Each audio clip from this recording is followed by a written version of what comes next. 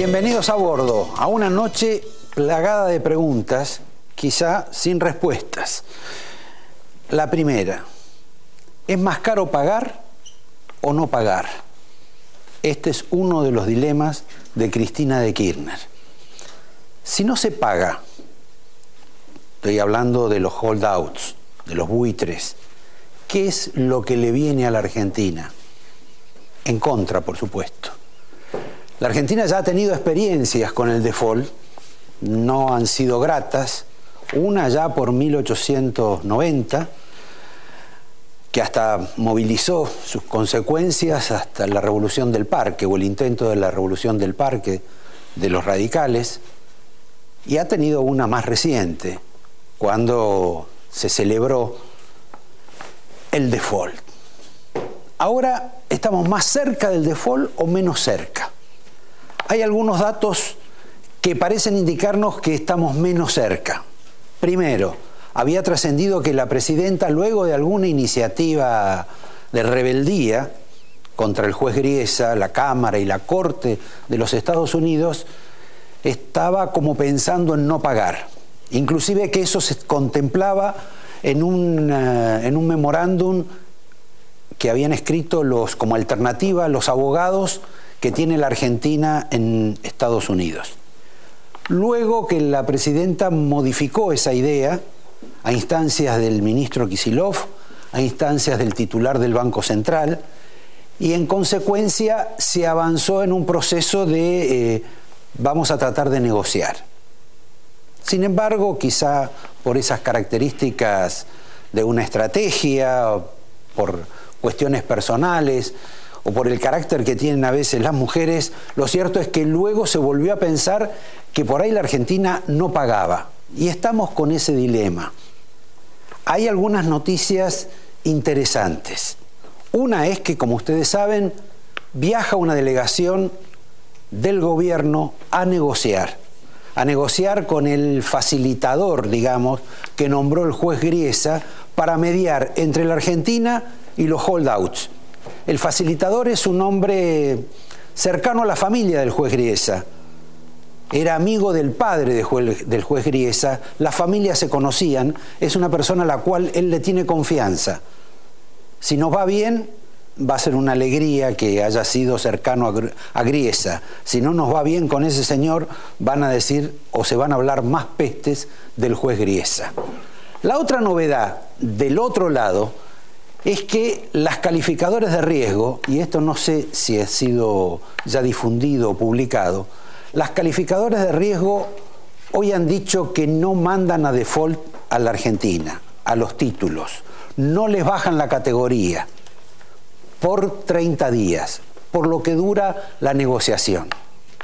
Esto es en principio quizá lo más interesante para encontrar una suerte de salida a este pleito, donde la pregunta principal es, si la Argentina realmente no quiere pagar, ¿para qué le pagó al CIADI? ¿Para qué le pagó a Repsol? ¿Para qué le ha pagado al Club de París?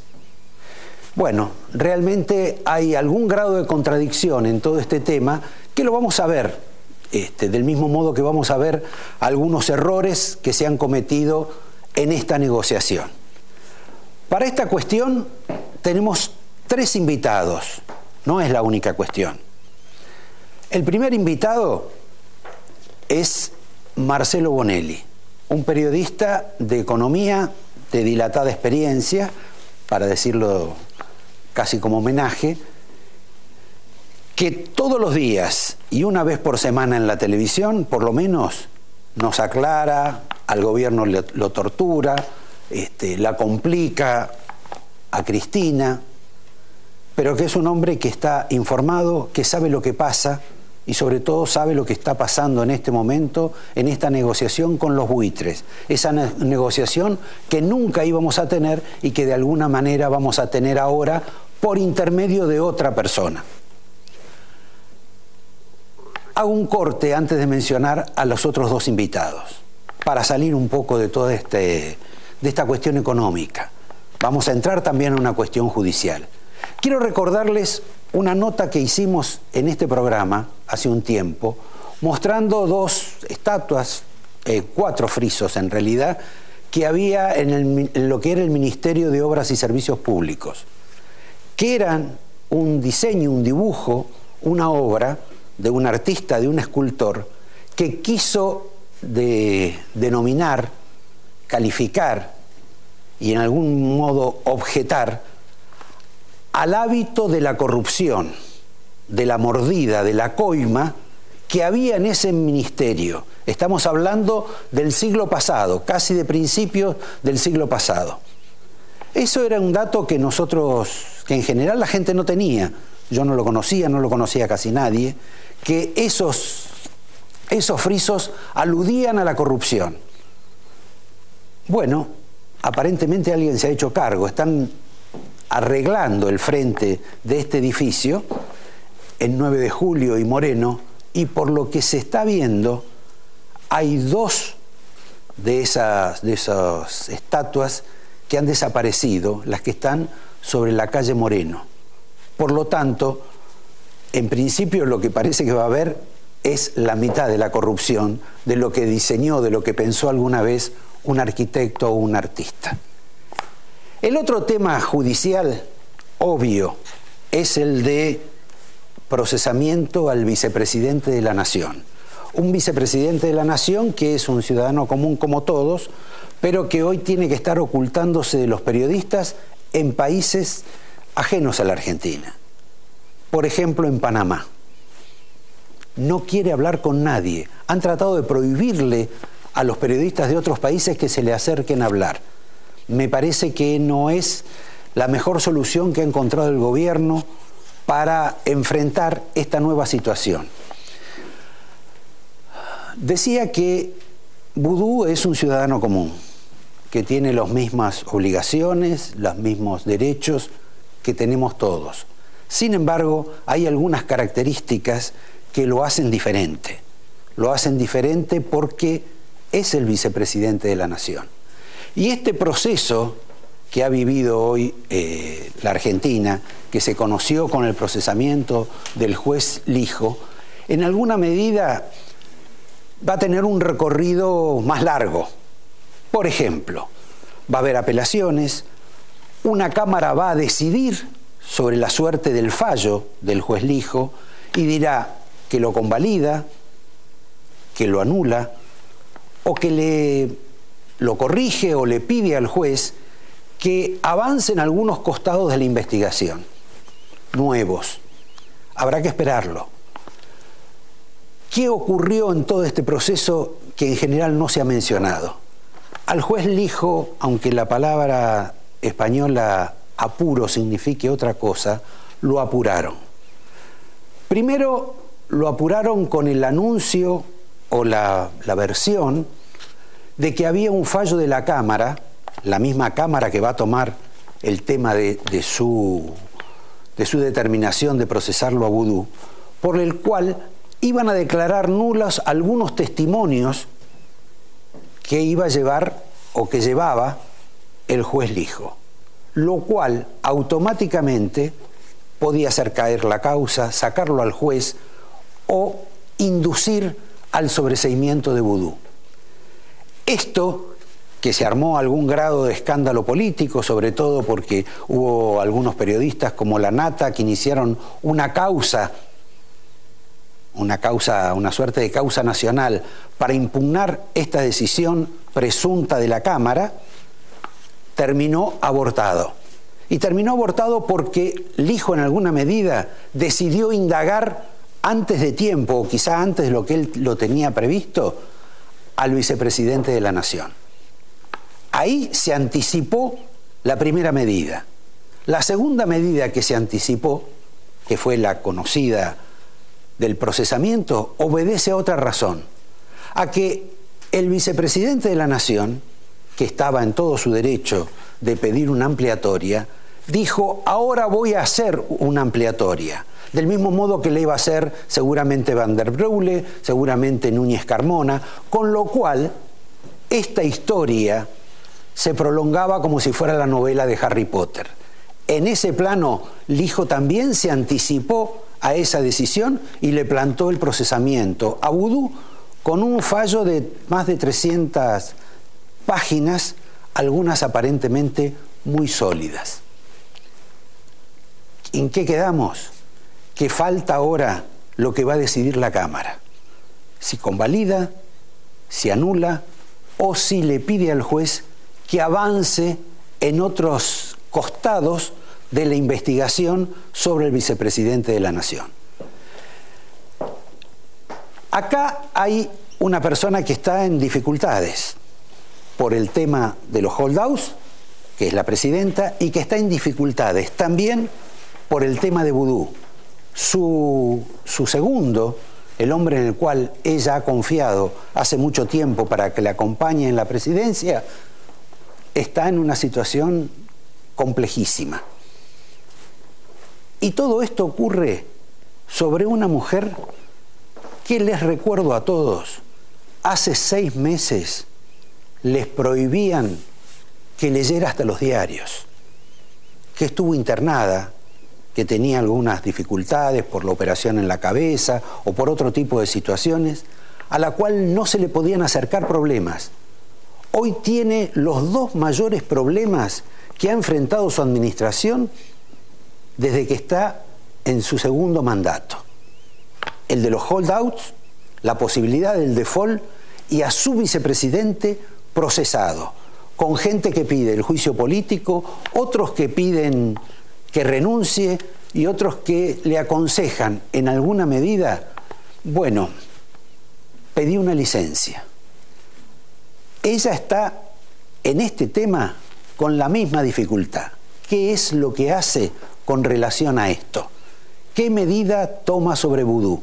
Por el momento hay silencio, por el momento hay casi ocultamiento, porque a Vudú realmente hasta le prohíben hablar, si es que quiere hablar. Nos queda así la inquietud de que el señor Vudú había dicho que iba a hacer una ampliatoria de su inicial declaración ante la indagatoria del juez. Esa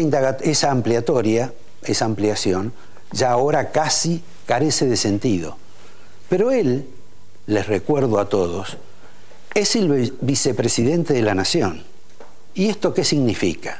Que si él no le debe una ampliatoria a la justicia, por lo menos le debe una ampliatoria a la población, a la ciudadanía. Esto es, que lo que le iba a decir al juez, seguramente para acusar a alguien, seguramente para decir en términos políticos algo que no estaba en su cabeza cuando se presentó por primera vez, lo debería plantear ahora. ¿Va a ser así? Les dije que este programa iba a tener muchas respuestas y no sé si va a tener muchas preguntas y no sé si va a tener todas las respuestas. De cualquier modo, vamos a encontrar algunas con Marcelo Bonelli y vamos a encontrar otras con otro periodista, más historiador, iba a decir histórico, que es Juan Bautista Jofre, el Tata Jofre.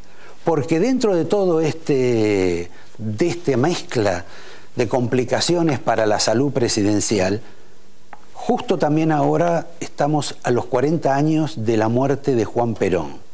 Y el hecho de saber si Perón todavía significa algo en la Argentina, en términos políticos, si también es una locomotora para conseguir votos. Y por último, el otro invitado es Agustín Monteverde, un economista que hace mucho tiempo nos perfora la cabeza y nos taladra, diciéndonos, contándonos las dificultades económicas que tiene la Argentina y que va a tener. Y vamos a querer saber con él si la Argentina va a tener muchas dificultades si va al default y también si va a tener muchas dificultades si no va al default. Antes de empezar con ellos tres, de a uno por supuesto, quiero hacer una pequeña reflexión. El episodio de Vudú la daña fenomenalmente a la presidente, está claro, y Vudú está solo. Pero también daña a los 3 principales candidatos a presidente de la Argentina para el año próximo. A Daniel Scioli, porque acompañó casi todo el proceso del vicepresidente Vudú. Fue solidario con Vudú y en última instancia lo máximo que se permitió fue decir que la justicia proceda. También el afer Vudú, el escandaloso afer Vudú, afecta a Sergio Massa. ¿Por qué? Porque Vudú, su carrera política, económica, etcétera, la desarrolló cuando Massa estuvo en el ANSES y lo llevó, y luego continuó cuando él estaba como jefe de gabinete de la Argentina. Y por último, también afecta a Mauricio Macri, porque Mauricio Macri tiene la misma figura de castigo judicial que Vudú. Ha sido procesado, y ha sido procesado 2 veces, porque lo confirmó la Cámara. A Vudú todavía le falta saber si lo va a confirmar o no la Cámara. Naturalmente, son ciudadanos comunes. El procesamiento es una instancia dentro de la vida que pueden tener muchas personas. Pero cuando se trata de hombres públicos, como es el caso del jefe de gobierno y fundamentalmente como es el caso del vicepresidente de la Nación, es otra película, otra situación. En un minuto vamos a estar acá con el primer invitado, Marcelo Bonelli. La verdad es que la Argentina siempre da pasto para que uno se entretenga o sufra, pero ¿qué está pasando? ¿Sabes algo de lo que está pasando hoy en los tribunales de Nueva York? Bueno, la última noticia la dijiste vos, ¿no? Que el gobierno argentino aceptó enviar una misión el día lunes en Nueva York, una misión negociadora, porque la cita el negociador. Exacto. Así o sea, lo que sucede es que es muy cambiante la posición del gobierno argentino. ¿Para qué se debe que un día vamos a la guerra, otro día vamos a la paz, otro día a la guerra? ¿Cuál es la explicación? Primero, creo que no pensaban que el fallo de la Corte le iba a dar más tiempo al gobierno, o sea, no estaban preparados. Lo sorprendió, es más, esperaban... la presidenta dijo que a ella no. No, mentira.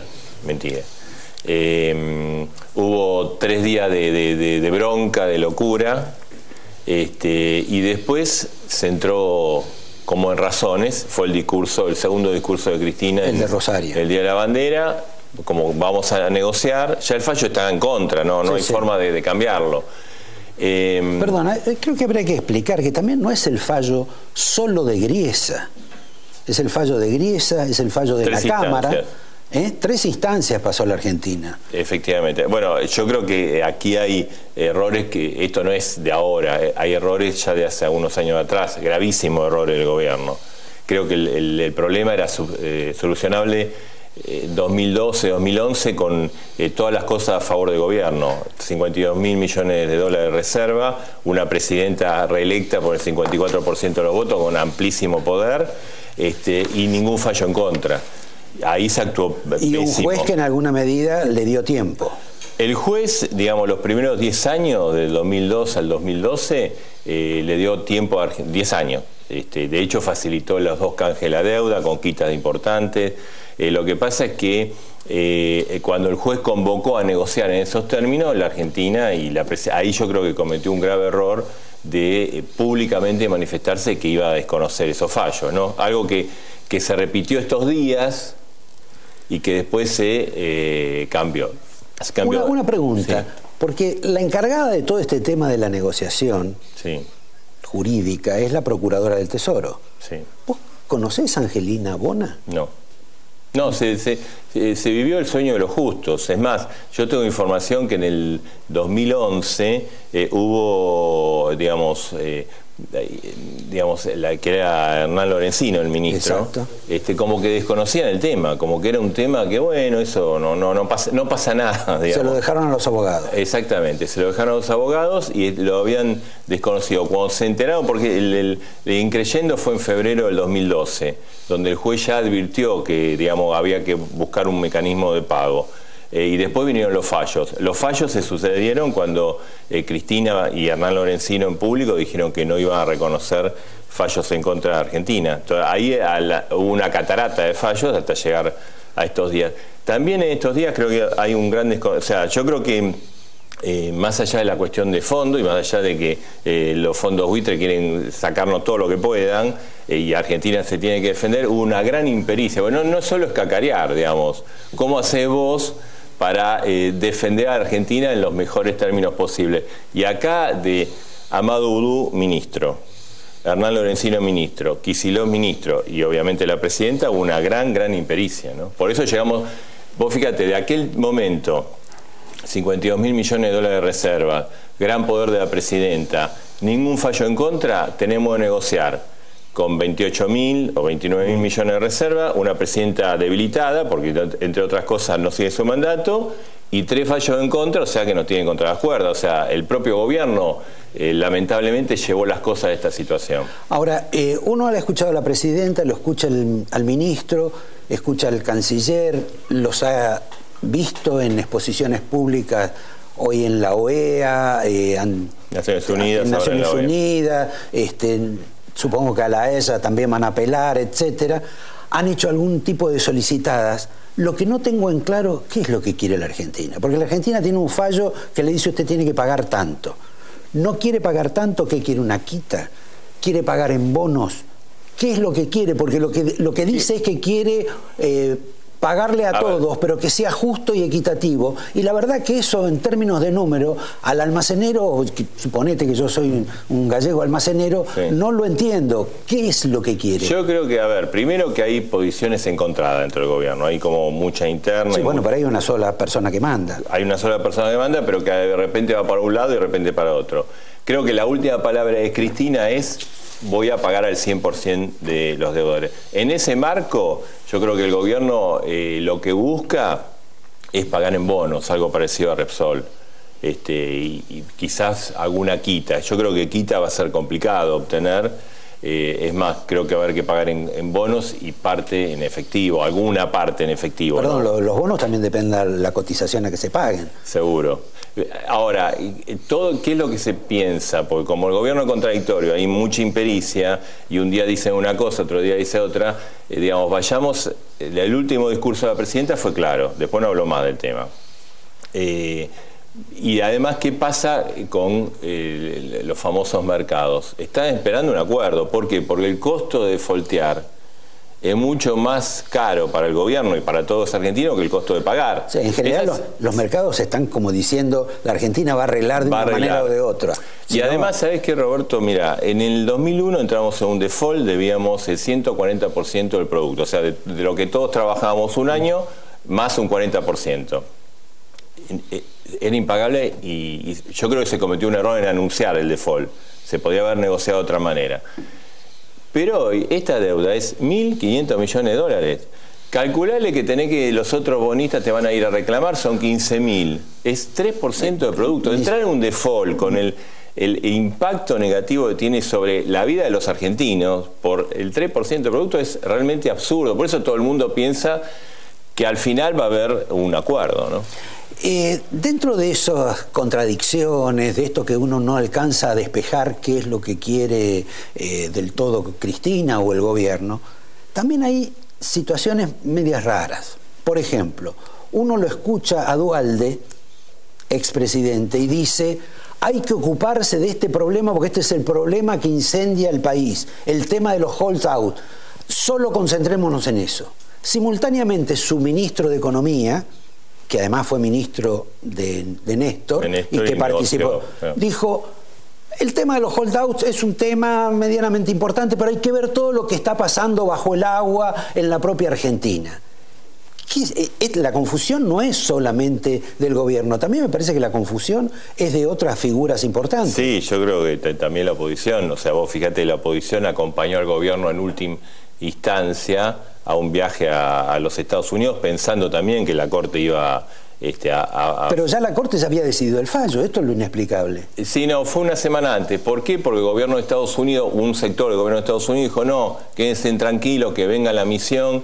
Y, o sea, a mí me parece bien que todos se ocupen y que en esto haya un frente común, pero de un gobierno que tuvo 12 años, digamos, básicamente con cero participación con la oposición, cero consulta, de repente en el último momento ir a acompañar para para digamos, para este fracaso, me parece que refleja que la oposición también está, digamos, no tiene las ideas muy claras. A propósito de eso, el episodio este de la deuda y digamos de esta dificultad técnica que quedó, este 7% que quedó colgado y que ahora quiere cobrar todo y que posiblemente por ahí le pagan todo, también ha sido responsabilidad de Labaña y en alguna medida de Nielsen. ¿O ellos están al margen? ¿Eso lo manejaron de otra manera? Yo creo que ellos han cometido errores, dos errores. Primero,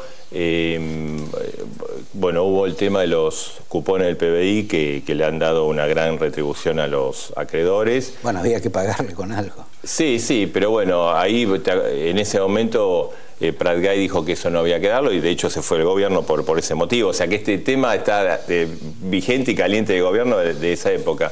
Y a mí me parece que en esos momentos se cometieron una serie de errores. Por ejemplo, decir, se hizo el canje, no existen más los hold down. De hecho, no se los incluía en la estadística oficial. Y era un problema, que en algún momento iba a saltar. Ahí empezó, claro que después los inconvenientes que vinieron fueron mucho mayor. Y el otro error que se cometió fue el tema de la ley Cerrojo, como diciendo, bueno, ya no te pago más, ¿no? Que de hecho en algún momento se tuvo que abrir por el segundo canje, ¿no? Que fue como una señal de decir, bueno, yo a vos ni te pongo en la estadística de la deuda, ¿no? Bueno, no lo pusieron. No lo pusieron, no, efectivamente. Marcelo, vos trabajás en Clarín hace muchos años, tenés que ver, casi sos un hombre de la empresa, digamos, en algún sentido. Hay una curiosidad que uno tiene, es que aparentemente intermediario, como una suerte de facilitador, de encontrarle algún tipo de salida, un hombre multimillonario, dueño de algunos bancos, de fondos, etcétera, que es el mexicano David Martínez, que en alguna medida es socio del Grupo Clarín, sí, pero simultáneamente también se ha convertido en nombre, digamos, de consulta o de confianza del gobierno, especialmente de Carlos Zanini. ¿Cómo entendés vos esto? Que nos han venido explicando durante muchísimos años que todos ustedes son unos salvajes unitarios y federales y toda la maldad del mundo pasa por ustedes y simultáneamente negocian, pactan, tienen acuerdos y hasta quizá lo salva de una situación el socio de Clarín. Dos cosas, a ver, primero yo soy periodista. No, está claro, pero digo, te estoy pidiendo opinión como a mí, periodista. Bueno, que es el discurso falaz del gobierno, ¿no? Para mí... El doble estándar. El doble estándar y el relato por un lado y la realidad por otro, me parece. Yo tengo entendido que David Martínez es uno de los que propicia, o sea, tiene un conflicto personal con Paul Singer, esas disputas de millonarios. De millonarios que se han especializado en ganar plata comprando bonos basura. Basura, o sea, fondos que son buitres, más correcto, o menos como dos buitres. Y me parece, uno más simpático que el otro. Claro, me parece que es uno de los que alimenta ideas duras contra Paul Singer dentro del gobierno. Pero la verdad, sé eso. Está bien. ¿Tampoco sabés de la oferta que ha habido para comprar el Grupo 4 de la empresa Clarín? No, yo, viste, el tema de empresario no me meto, hago periodismo. Te cuento, son los hermanos Silverman, que han hecho una oferta bastante importante desde los Estados Unidos, hecho a través del estudio que representa Clarín en los Estados Unidos, que es el estudio Camerini, muy famoso e importante, que también representa algunos intereses cercanos al gobierno, también en los Estados Unidos. Y bueno, es un grupo muy importante y económicamente fuerte, tanto que tiene algunos casinos en Las Vegas y... me parece que lo que tiene en juego son los futuros inversores. Ahí está. Bueno, te saco un poco de esta historia, aunque me queda una pregunta. Sí. En el reportaje que le hicieron en TN a Vudú, Vudú dijo algo sobre el cual después nadie siguió. Cuando le preguntaron, bueno, todo esto empieza con All Found a raíz de su negocio, su particular negocio que hizo como comisionista de la deuda de Formosa. Correcto. Pero Vudú dijo algo ahí que después nadie reparó o nadie insistió. Él dijo, yo no empecé con esto. El que empezó con esto fue mi antecesor. Pero su antecesor, ¿tuvo que ver o no tuvo que ver después? Estamos hablando de Martín Lustó. ¿tuvo que ver o no con el arreglo de la deuda? No, el arreglo lo hizo Vudú, claro. Y Olfan participó, digamos, la presunción del juez que participó como para generar una comisión, ¿no? De 7 millones de pesos. No, bueno, pero lo que digo es si estaba implícito eso en la negociación previa. Hay que ver ahora Vudú qué es lo que va a decir. Aparentemente el viernes va a ampliar su indagatoria, ¿no? Hay mucha expectativa para ver si involucra a otra gente. Creo que Vudú tiene algunas cuestiones pendientes con Ricardo Echegaray también. Considera que Ricardo Echegaray actuó en forma muy sostenida para complicarle su existencia. Bueno, me parece que tiene problemas con mucha gente porque en general Vudú casi todos le han cambiado. Bueno, de hecho, cara, ¿no? Vos fíjate que de que salió el procesamiento hubo 2 personas solo que salieron a respaldarlo. Uno el Chino Navarro y otro es Luis Delía. El resto, mutis por el foro, ¿no? Ya que estamos en el tema vudú y que me parece que tiene bastante importancia, Vudú también en el reportaje de SDTN habló sobre el contrato de alquiler hecho en ausencia con un señor que a su vez se lo prestaba Van der Brule. Sí. ¿Cómo es posible que una persona hable de un contrato de esas características y 15 días después se sabe que falsificó?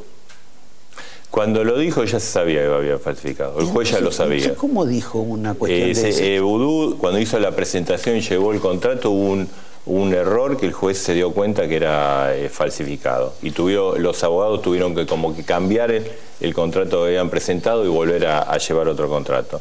¿Sabes lo que pasa? Vudú dejó la huella dactilar por todos lados en esto. O sea, no es que está procesado porque se le ocurrió a un juez. Dejó huellas dactilares por todos lados. Yo creo que es propio de la personalidad, así de una suerte de aventurero, que le importa poco. O sea, prácticamente no es un político. Él llegó a ser vicepresidente por un dedo y una gran impunidad. Entonces, dejó tantas huellas por todos lados que era imposible que esto no terminara en esta etapa donde terminó, ¿no? Después va a haber otra etapa. No sé si te sorprendió a vos o si te lo preguntaste, pero uno sabe que hay 2 jueces del fuero federal que en alguna medida han sido como preferidos del Papa. Uno es es Ariel Lijo, sí, y el otro es Claudio Bonadío. Sí. Justamente los 2 son los que le han metido, digamos, el problema a Vudú. Inclusive que han casi coincidido con los tiempos procesales, cuando la verdad que uno no entiende por qué uno se demoró tanto y el otro no tanto. ¿Vos le encontrás algún tipo de sintonía a eso? Viste que en torno al Papa hay muchas conjeturas, sí, ¿no? sin duda. Bueno, lo cierto es que son sí, jueces... es un hecho objetivo eso, ¿no? Y también es un hecho objetivo que el hijo, digamos, fue a verlo al Papa, digamos, un tiempo antes de tomar estas decisiones importantes. Yo, por lo que sé, en la audiencia que tuvo no se habló para nada del tema vudú, hubo una referencia así elíptica, como que había que hacer las cosas, ¿no? Lo que se habla siempre, lo que habla el Papa, está claro, la trata de blancas, la corrupción. Está claro que el Papa, digamos, Bergoglio como cardenal y el Papa ahora tiene como un tema, el tema de la anticorrupción. De hecho, ayer habló, parecía como que salió en un diario italiano, o sea, no creo que esté una cosa armada con otra, porque como vos dijiste al comienzo, el dictamen del viernes es como que se adelantó y sorprendió, ¿no? Pero está claro que el Papa... Y me parece muy bien, ¿no? Tenga como una bandera el tema de la anticorrupción. Porque la anticorrupción me parece que tiene costo social, tiene costo moral, tiene un gran costo para toda la sociedad, ¿no? Bueno, y además de un modo u otro identifica a los argentinos. Lamentablemente sí. Pregunta final. Para mucha gente, inversores, no inversores, empresarios, dirigentes, la alternativa para una salida majestuosa de la Argentina en el futuro medianamente cercano, digamos en los próximos 5 años, es la explotación de vaca muerta, esa especie de tesoro que tenemos guardado, como los bolivianos tenían antes el cobre. Este episodio con los holdouts, la posibilidad del default, de eventual default o no, los planes sobre Vaca Muerta persisten, porque me parece que se han dormido, no cambian la ley, no se vuelven a reunir, me parece que no viene nadie más a la Argentina. A mí me parece esto, ¿no? Que primero lo de Vaca Muerta está sobreestimado hoy por, básicamente, Miguel Galucho, fracasó en varios planes Miguel Galucho, entonces ahora ¿viste? Te venden bueno, con esto, bueno, me parece que plata. Es un yacimiento importante, pero que su maduración va a tardar mucho más de lo que dicen los supuestos expertos acá, entre ellos Galucho. O sea, Galucho habló primero de 3 años, después 5 años, se está hablando, la gente seria está hablando de 10 a 15 años, o sea que va a ser buenísimo, pero va a llevar su maduración. Yo lo que creo que en términos económicos, esto de los hold down lo que hace, o sea, la situación económica se deterioró en los últimos 9 meses, mucho. Y esto hace que todo esté un poco peor, ¿eh? Entonces, si antes no había inversiones, no va a haber inversiones ahora. Y creo que traba, en principio, el gran proyecto de Kicillof, que también tiene un relato muy, llamémosle, progresista o contestatario, universitario. Pero es el que firma. El que le paga a todos, ¿viste? Y le paga más de la cuenta. Al Club de París le 3.000 millones más, a Repsol todo lo que quería y alguna cosita más. Entonces, a mí me parece que el deterioro que hubo en estos meses, con esto se va a acentuar. Y el plan de Kicillof, que era en el segundo semestre salía a endeudarse al exterior, ya sea al Estado Nacional, ya sea a través de YPF, que se está utilizando hoy, se ha utilizado como mecanismo de traer dólares parecido a la época de Martínez de Hoz, con montos menores, sí, ¿no? Y las provincias, esos planes como que quedan en stand-by hasta tanto se resuelva esto, ¿no? O por lo menos se difieren en el tiempo. Y esto complica la situación económica de, ya te digo, de cada uno de nosotros, ¿no? O sea, a ver, menos inversiones, menos actividad, problemas laborales, caída del salario, o sea, todo eso que ya venía por las propias políticas del gobierno en los últimos meses, errores que se fueron corrigiendo y generaron todo esto, se va como a acentuar más. ¿Cuánto más? No se sabe, depende de cómo se resuelva esto. Sí, yo te diría, si hay un acuerdo, quizás, bueno, va a seguir así en esta medianía y después podría tener... Pero ahí va a venir mucha plata porque... Podría haber una recuperación, sí. Nos vamos a endeudar. Viste, los argentinos siempre estamos, ahora arreglamos esto y viene mucha plata. Ahora arreglamos esto, y no es así la cosa. No, pero si tomás prestado, sí viene la plata. Sí, prestado y pagás, por supuesto. Igual yo te digo, soy optimista en el mediano plazo porque creo que hay condiciones objetivas de que, digamos, si no pasa nada raro en el mundo, de que van a venir inversiones, si la administración económica se maneja no con iluminados, con gente normal, equipos normales, gente normal, racionales, creo que... Vos decís en otros gobiernos. Y sí, porque este gobierno evidentemente, sobre todo yo te diría del 2011 en adelante, no dejó macana por hacer en materia económica, ¿no? Bueno, te agradezco, vamos a ver cómo atravesamos estos 30 días de zozobra económica, aparte de la judicial. Te regalo el angelito. Muchísimas gracias. Yo te traje un libro que tiene que ver con esto, que yo lo escribí sobre la negociación de la deuda en la época de Kirchner. Ah, mira. Así que así lo pueden sortear. Y acá están todos, está Labaña, Pratgay. Están todos, sí, están todos. Y digamos, y la parte de la década del 90 también, ¿no? Bueno, ahora le vamos a pedir que lo firme para las personas que lo pidan. Y les cuento que nuestro próximo invitado es el señor Juan Bautista Joffre, que hace mucho que no aparece en la televisión y lo merece, que por ahí nos puede agregar algo más sobre todo este tema, no sé si de los hold out, porque no sé si sabe contar la plata que tiene en el bolsillo, pero sí seguramente sobre el tema de vudú, la crisis institucional y seguramente la historia argentina con relación a los default que tuvo el país, a la creación del Partido Radical, al cual él adhería tanto en otras épocas, y seguramente a esta crisis institucional que significa tener a un vicepresidente procesado. Gracias Marcelo. No, gracias a vos. Te lo doy para que lo firmes y a ustedes en un minuto los vemos con el Tata Joffre. Gracias. Había dicho que con Joffre no voy a hablar mucho de economía, pero reconozcamos que el problema de los holdouts es casi un problema político para la Argentina y sobre todo para el gobierno. Y el de vudú también, desde una enormidad. Yo creo que nunca había tenido Cristina dos problemas de estas características, dos planetas que se alinearan juntos para una prosperidad de ella. Y lo peor de todo, Roberto, es que la elección de Vudú es una elección personal de la presidenta. Y creo que además Vudú, como no conoce la historia, no tiene en cuenta el pasado de dos vicepresidentes. Uno es Alejandro Gómez, que lo echaron por conspirar con Frondizi. Pero el otro es un... Contra Frondizi. Contra Frondizi. Y el otro es un vicepresidente que le abrió el marco a una salida política, que renunció en beneficio del país, que fue Vicente Sonado Lima.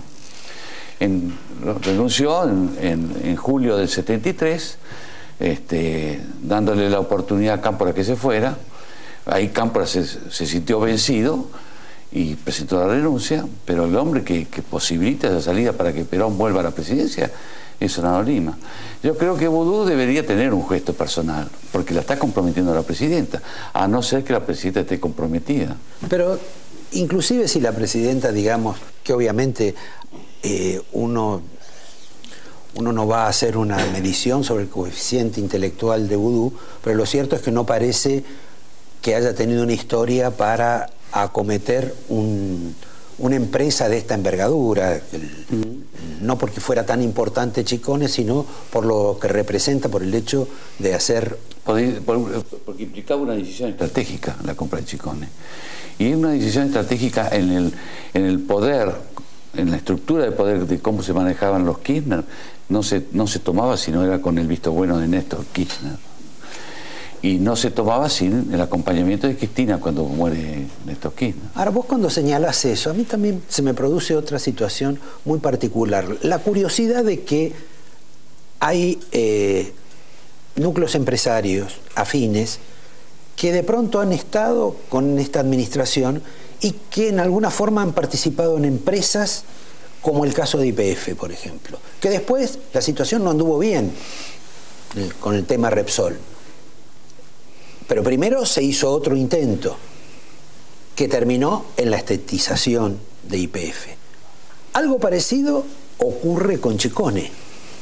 Trataron de ingresar con un grupo afín porque lo de Vudú es lo último. Antes habían iniciado con Gutiérrez, habían iniciado con Velocopí, con algunos más. Y también lo han hecho con Italpesca, que es un negocio importante que en la Argentina en general o en Buenos Aires no se le da demasiada importancia, pero que lo tuvo que ver en Italpesca, también con algún amigo del gobierno, y que terminan, en este caso, estatizando o provincializando la compañía. Es curioso este mecanismo. Cuando no anda bien, la terminan estatizando. Sí, la terminamos pagando nosotros, pero en el caso de Vudú, Roberto y Chicone, la última decisión recae en él, porque quizás era el que más garantías ofrecía. Y como Cristina a veces no conoce a todo el mundo, yo tengo un gran amigo que le dicen el comandante, que sostiene que cuando Vudú le comunica a Cristina que tiene 3 amigos que van a diligenciar esto muy bien, que son muy paquetes de doble apellido, uno es... Núñez Carmona. Núñez Carmona, le dice, dice Cristina. Caroso Donatielo, que pasa por España, y uno es casi un extranjero, un Van der Bruel. Bueno, ahí entraron, eran 3 chantas. ¿Te parece que esa anécdota es seria? Sí, sí. No, si se dio, sí. No, pero está reflejando lo que es Cristina. Ajá. Porque una persona que nombra a Vudú en la vicepresidencia de la Nación no es serio. Pero Vudú, de un modo u otro, había fascinado no solo a Cristina, también lo había fascinado a Néstor. Yo me acuerdo cuando Vudú iba a Olivos en la moto y Néstor le reprochaba, siendo ministro, que anduviera sin custodia, que anduviera en moto. Vudú fascinaba a una serie a sectores que imaginaban que con Vudú había cosas que no se podían hacer. Y eso es cuando lo eligieron de candidato a vicepresidente. Por ejemplo, esta política tan de izquierda, si se quiere, que practicó la señora, tercermundista para otros, era preferible un Vudú a un muchachito como Abel Medina, Y quizás el medio de todo eso era el gran candidato, que él se sentía gran candidato, y cuando entró en Olivos el 22 de junio el día antes de la elección, que era Koski Kapitanich, se dio cuenta que no iba a ser. No, tampoco iba a ser los otros gobernadores, Alperovich, por ejemplo. Bueno, pero Alperovich no tenía ni para empezar. Pero bueno, después Vudú terminó íntimo de todas las organizaciones de derechos humanos, y en ese plano los que habían imaginado eso se llevaron un fiasco. No, yo lo que quiero, me quiero poner en la cabeza del canciller. Sé que el canciller siempre ha dicho en la intimidad que su límite es la corrupción. Entonces, cuando vos ves que la señora presidenta dice el nombre del canciller, del vicepresidente, del candidato, primero en acercarse acaloradamente a abrazarlo y a besarlo, es Timerman. Y entonces también Aníbal Fernández, todo. ¿Qué pensará Timerman en estos momentos de toda esta cuestión, no?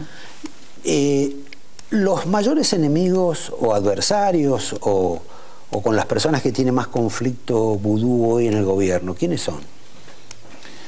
Y deben ser el círculo íntimo de la presidenta. Yo no lo veo a Zanini cómodo con Vudú, no lo puedo ver a Parrilli cómodo con Vudú, precisamente porque la comprometen a ella. Bueno, pero por algún lado Vudú compromete, sí. Vudú entra a la casa de gobierno o a la cercanía de la presidenta por intermedio de algunos Anda a ver de ellos. cómo se hace eso. También a Vudú lo mandan a Cuba, lo mandan a Panamá, a pavear por ahí. La verdad es que yo me sentiría muy infeliz si fuera un tipo como, si yo fuera Vudú, donde voy a Panamá y no puedo tomar contacto con los periodistas. Y llegar a Panamá ayer, y en la tapa de la prensa de Bobby Eisman, que es el gran periodista de Panamá, la foto de Vudú y hablar de la corrupción. Sería muy feo.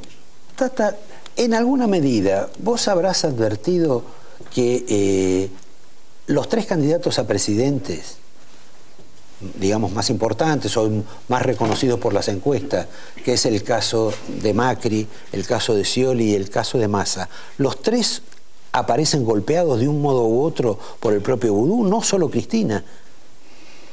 No me he puesto a pensar en eso, Roberto. Mirá, debo serte muy fiel con los televidentes. Yo hace 6 meses que estoy encerrado escribiendo un libro, así que no me he puesto a observar si quién levanta y quién... Yo te diría que no veo por qué un tipo como Massa tiene que estar golpeado por Vudú. ¿Por qué lo designó? En alguna medida lo llevó y trabajó con él. Uno lleva gente y no por eso puede terminar golpeado porque en quien uno confió le hizo una macana. En el caso de Macri, porque vos me decís que está procesado. Y bueno, pero, digamos, está en la misma situación de Vudú. Está procesado, pero recibe la presidenta y la presidenta va a inauguraciones con él, no tiene ningún problema. Aquí había una política por atrás, ¿no? Sí, está bien. Esa es otra historia. Y el otro, el más comprometido para mí es Scioli. Pero no comprometido por el Frente para la Victoria, que no lo quiere. El más comprometido de Scioli es digamos, con el sector independiente, a donde él debería dirigirse si tiene interés en llegar a ser presidente. Y el sector independiente no quiere a este Scioli defendiendo la corrupción y a Vudú. Le gustaría otro tipo de Scioli. Por eso yo creo que el hombre más golpeado acá es Scioli, porque lo sigue manteniendo. Pero Scioli hace un poco, como se siente el que va a ser el heredero de Cristina, más allá de que lo sea o no, él acompaña todos los actos de Cristina. ¿Y qué crees que te diga frente a eso? Yo no te puedo decir nada. No, bueno, pero vos estás diciendo que lo objetás porque él no hace quizás lo que vos te parece. Pero el sector, yo te estoy diciendo que llegado a una campaña electoral, cuando él se dirige al sector independiente, él ahí está muy bajo. Precisamente por acompañar tanto a la presidenta. Pero Juan, si él se dirige a ese sector independiente, pierde la voluntad de Cristina. Ese es el problema de Scioli. Y bueno. Y yo te diría que el Frente para la Victoria no lo quiere. No, de eso no cabe duda. Tampoco dudo que lo quiera Cristina. Pero según Mentas, en noviembre ella un día le dijo, vos sos mi candidato, pero yo tengo que seguir haciendo mi propio camino para no convertirme en el Pato Rengo. Bueno, vos citaste a Massa, por ejemplo, y esto tiene que ver con los 40 años de la muerte de Perón, que supongo que tu próximo libro no va a aludir otra vez a la Argentina de los 70, de los 60 y pico. No, el próximo libro, Roberto, es el último de esta saga. Es una deuda que yo tengo con los lectores, que trata de explicar qué pasó en la Argentina de los 70. Y no nace en los 70, el problema nace en los 60. Yo te diría que nace el 8 de enero de 1960, cuando el jefe de la Cabaña y ministro de Industria después, el argentino Ernesto Che Guevara, que está colgado en la Casa de Gobierno, le explica a una serie de argentinos cómo hay que hacer para armar una guerrilla en Argentina y atacar el poder y tomar el poder después. Es decir, estamos hablando empezó. Cuando la guerrilla de Massetti. No, Massetti va a venir después. Ya en el 64. Te quiero recordar, Roberto, que el ejército argentino, digamos, la gendarmería. No, porque voy a sacar a la luz papeles que nunca salieron a la luz, ni siquiera con autores extranjeros. Van a salir cada cosa que vos vas a decirme después, merece la pena que te hayas quedado 6 meses encerrado en un escritorio.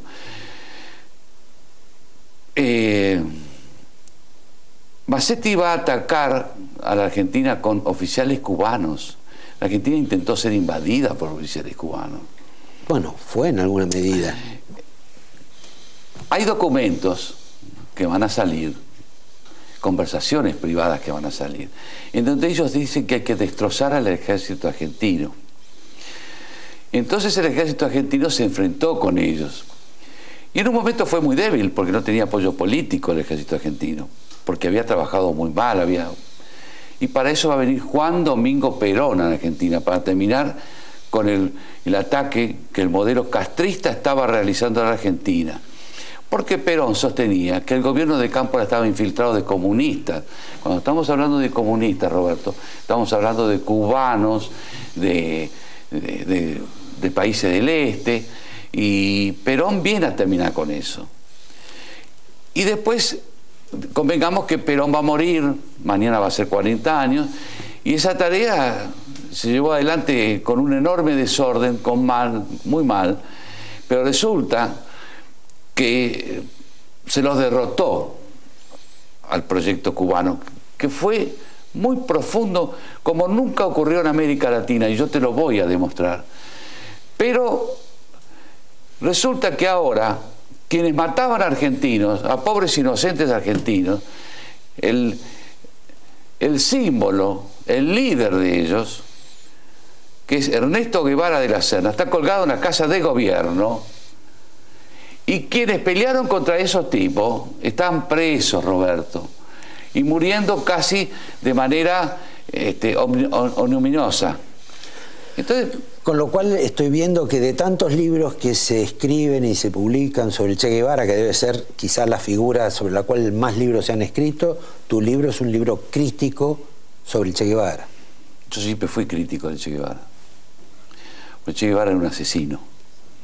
Y además era un fracasado. Fracasó como ministro de Industria, fracasó como ministro del Banco Central, fracasó en su invasión al Congo y fracasó en Bolivia. Y lo dejaron solito. Si vos lees a Norberto Fuentes, te vas a dar cuenta de que Castro, perdóname Roberto, y los televidentes tenían hinchadas las pelotas con este tipo. Entonces que vaya a Bolivia, si quería ir a Bolivia, vaya a Bolivia. Y hay una famosa discusión de Perón, porque Perón a veces actuaba para las tribunas y otras veces hablaba en serio, que Jorge Rulli le dice, pero general, el comandante Guevara, ¿qué comandante? ¿Usted ha visto alguna vez un comandante que se come una mula? Se comía la mula. Va a sacar muchas cosas afuera, Roberto, de cosas de sucesos que han ocurrido en Argentina, de espionaje en Argentina, porque me traje un archivo completo, 15.000 folios, está, y con eso se va a hacer un libro, modestamente, como diría Sordi. Bueno, yo te traje porque era el aniversario de los 40 años de Perón, y fundamentalmente porque a mí me parece que pasó en la última elección un hecho importante en la Argentina, que fue el triunfo de Massa, en el sentido de que Massa no solo le ganó al kirchnerismo, sino que le ganó al aparato peronista en la provincia de Buenos Aires. Esto quiere decir, y además por consejo de algún asesor o encuestador que había observado que ya la población de la Argentina, sobre todo las nuevas generaciones, no están ni contentas, ni satisfechas, ni deseosas de que los vuelva a gobernar el peronismo. ¿Vos crees que eso se mantiene ahora para la próxima elección? ¿Que el peronismo ya no rige como regía antes, ni va a determinar el resultado de la próxima elección? Yo creo que el peronismo todavía tiene vigencia. No sé si la vigencia enorme que tenía en otra época, pero tiene vigencia. No sé si Massa todavía está capacitado como para reivindicar al sector del peronismo. No sé si lo va a hacer. En el sindicalismo es muy fuerte el peronismo, ese sentimiento. También sé que Macri descalifica al peronismo y cree que ha llegado el momento de otra una cosa nueva. A pesar de que tiene muchos peronistas adentro, como es el caso del Colorado Santilli o el caso de Ritondo, por ejemplo. No solamente eso, en cierta manera... Y muchísima mejor relación con Hugo Moyano.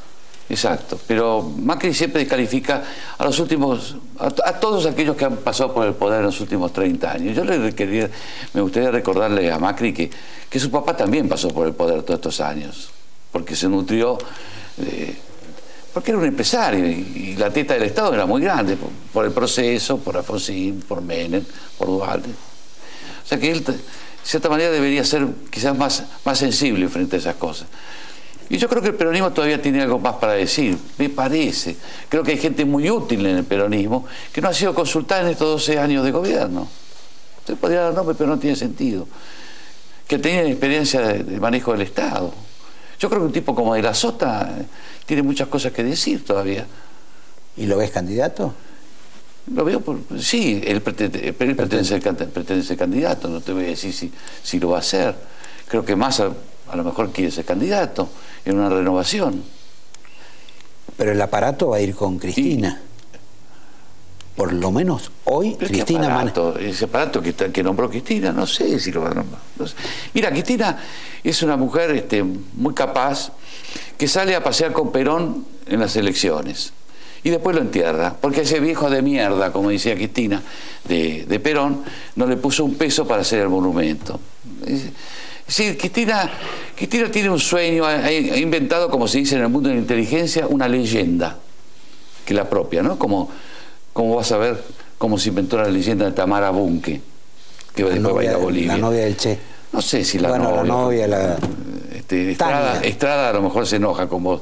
Tania.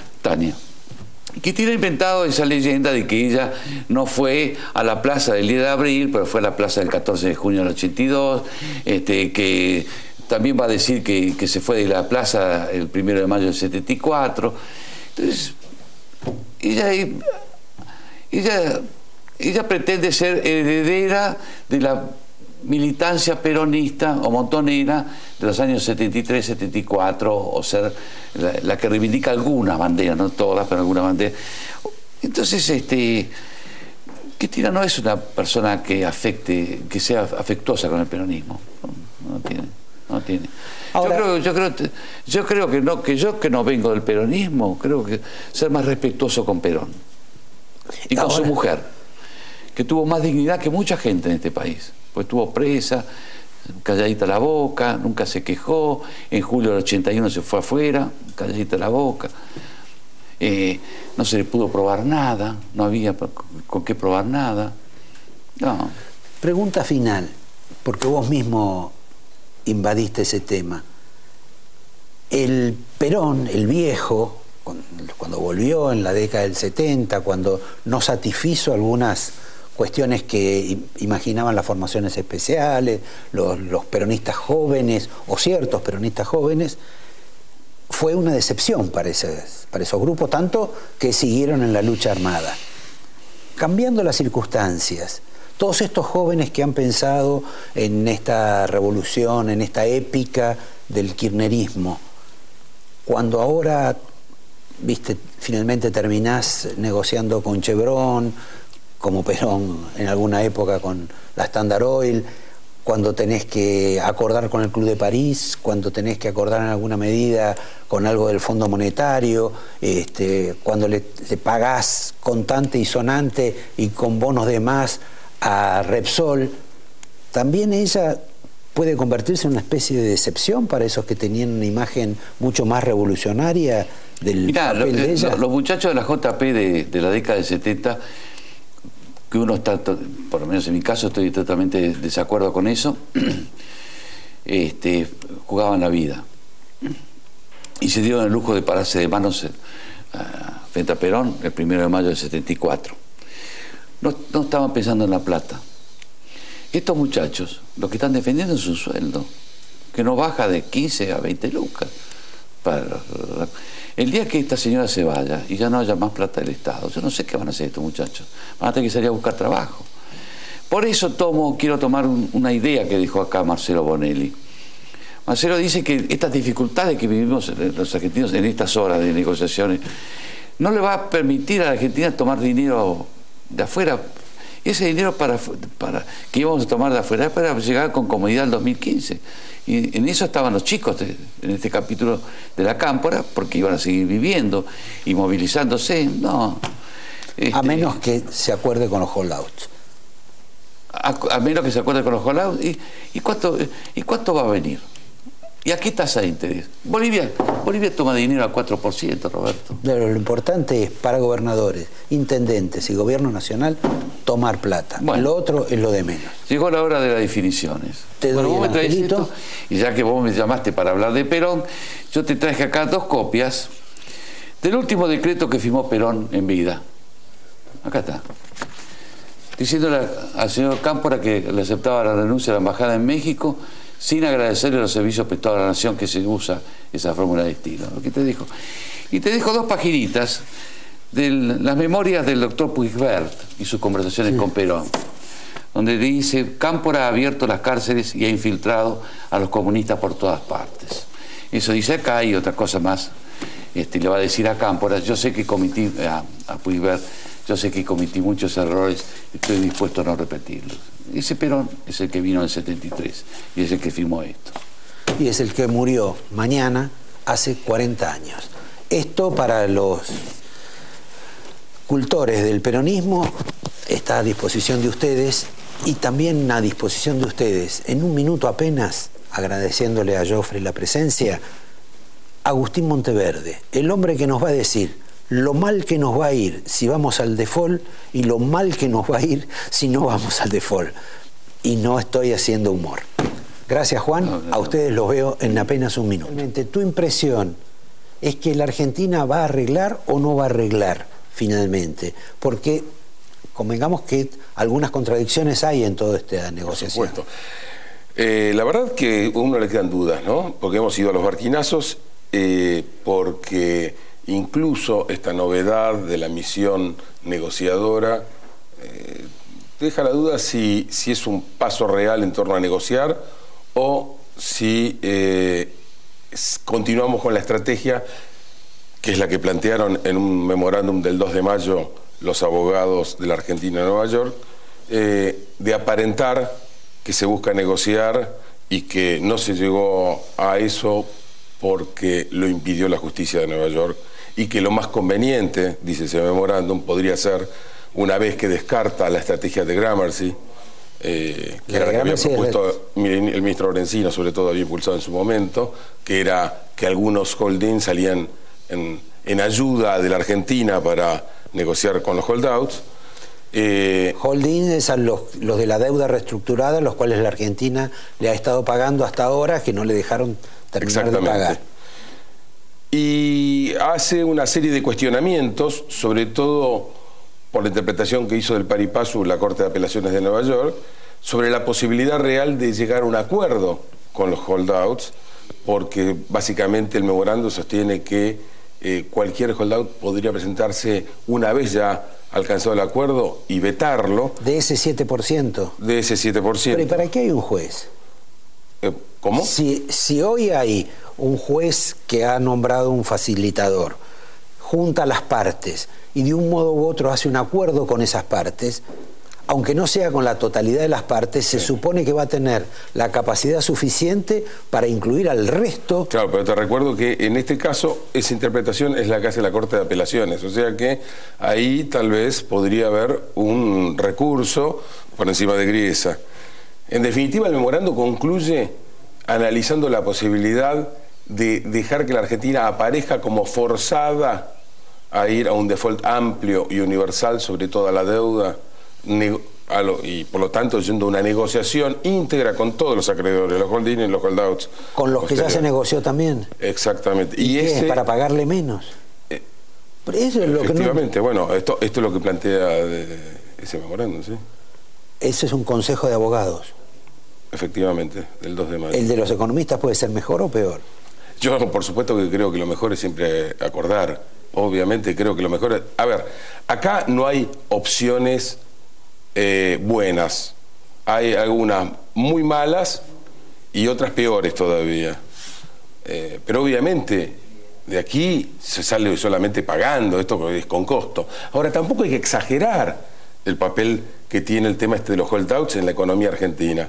Esto representa, Bonelli lo dijo, 3% del PBI, bueno, yo dudo que sea 10% del gasto. Yo dudo Recortemos que 10% del gasto y le pagamos a los holdouts hasta sin quita.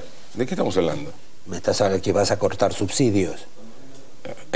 Voy a empezar a poner disciplina fiscal, que es lo que clamorosamente requiere la Argentina, ¿no? Pero, Agustín, si el gobierno hizo cuestiones que en alguna medida para su historia son desdorosas, como el tema de YPF, el tema del CIADI, el tema del Club de París, este tema de Chevron sobre el cual no está demasiado claro, hizo todo eso que lo puso en una situación incómoda y evita hacer algún tipo de recorte, de ajuste o de toque sobre el gasto fiscal.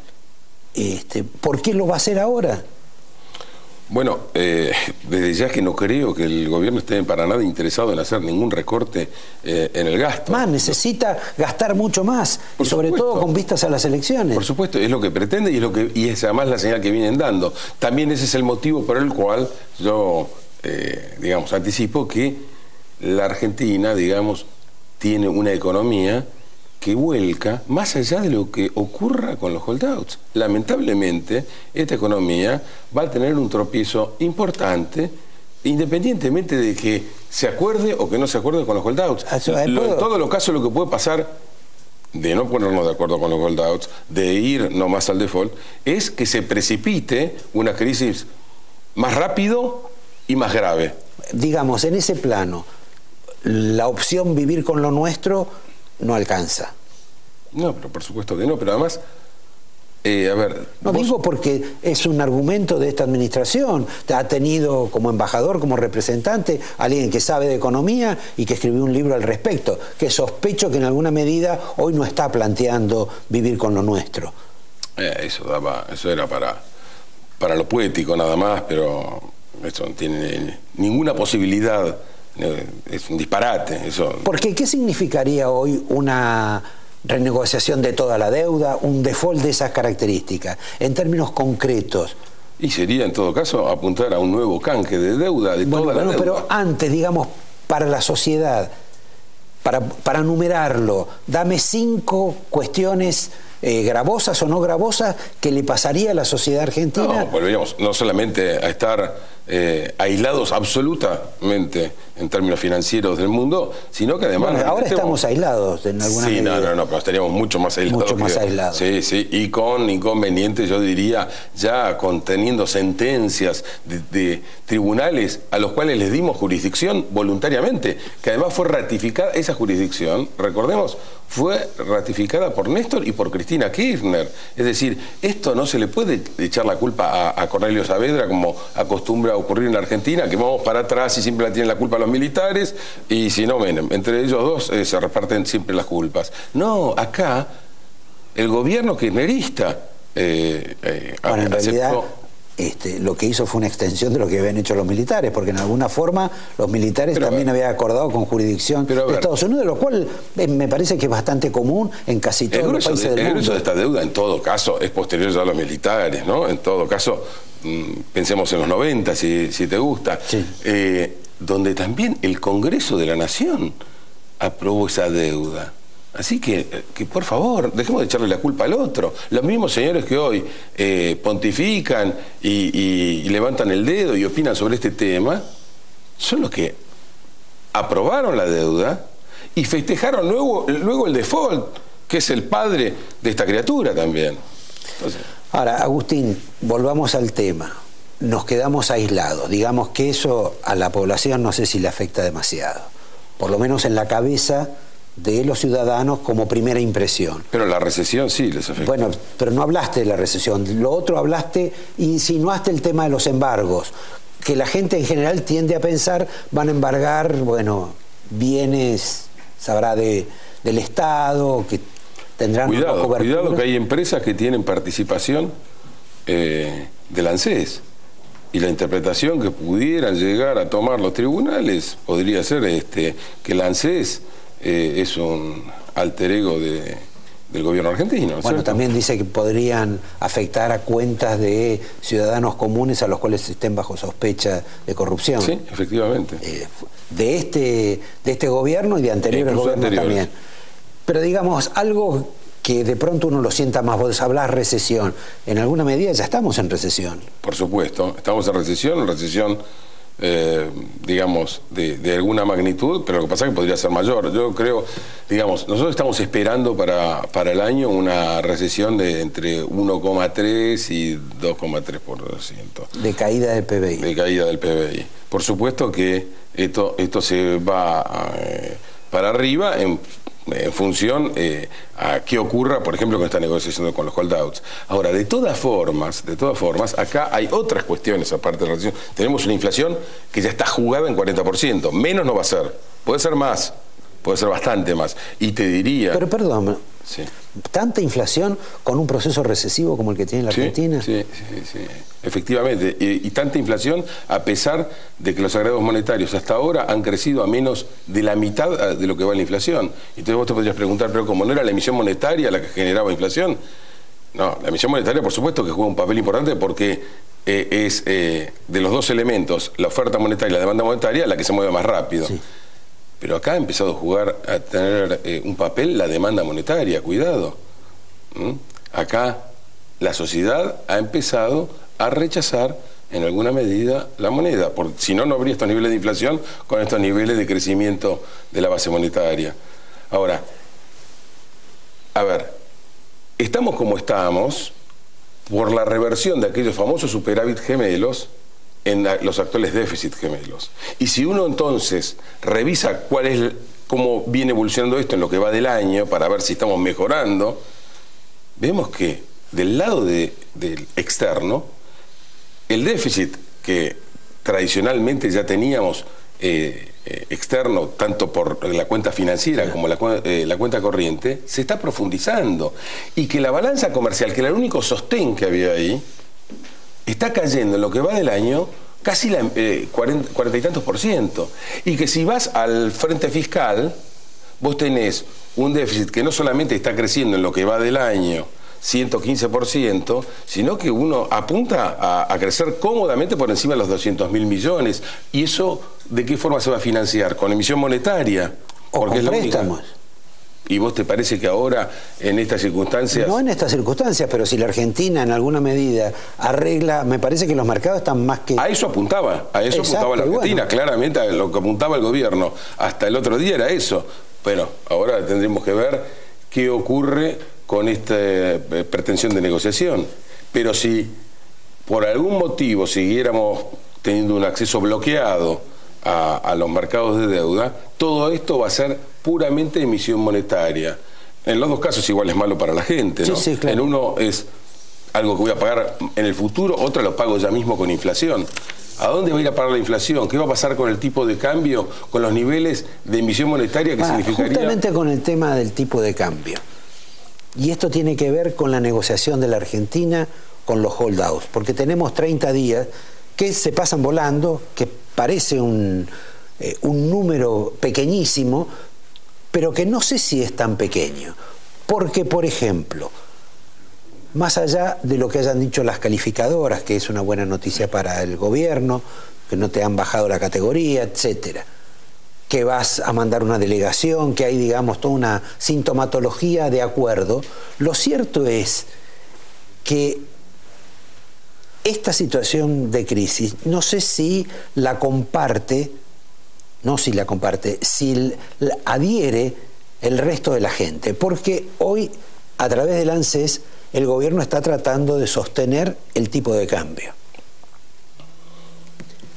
Ahora, ese sostenimiento, ¿aguanta cómodamente o aguanta con cierta holgura durante 30 días? Porque también creo que la negociación con los holdouts o la negociación internacional va a estar relacionada con lo que ocurre internamente. Esto es, si se dispara el blue o no se dispara el blue. Sí, yo te diría que lo que creo que más va a ser determinante en todo caso para si eventualmente no alcanzara a llegar a fin de junio es lo que pase internamente en cuanto a financiamiento del déficit. Acá el Banco Central va a tener que emitir muy fuerte en los próximos 45 días porque va a haber que estar pensando en los aguinaldos. Aguinaldos, las provincias. Vos ten en cuenta la situación desesperante de Scioli. Vos ten en cuenta la situación complicada de la ciudad de Buenos Aires, que pensaba emitir. Situación muy complicada para Mendoza, para hablar de 3 provincias. Esto es un tema muy serio. También, de paso digo, que realmente llama la atención la precariedad del discurso opositor, que ni siquiera lograban digamos, tener una postura definida en ninguno de los principales candidatos y mucho menos la postura que han adoptado los asesores económicos de los candidatos de oposición.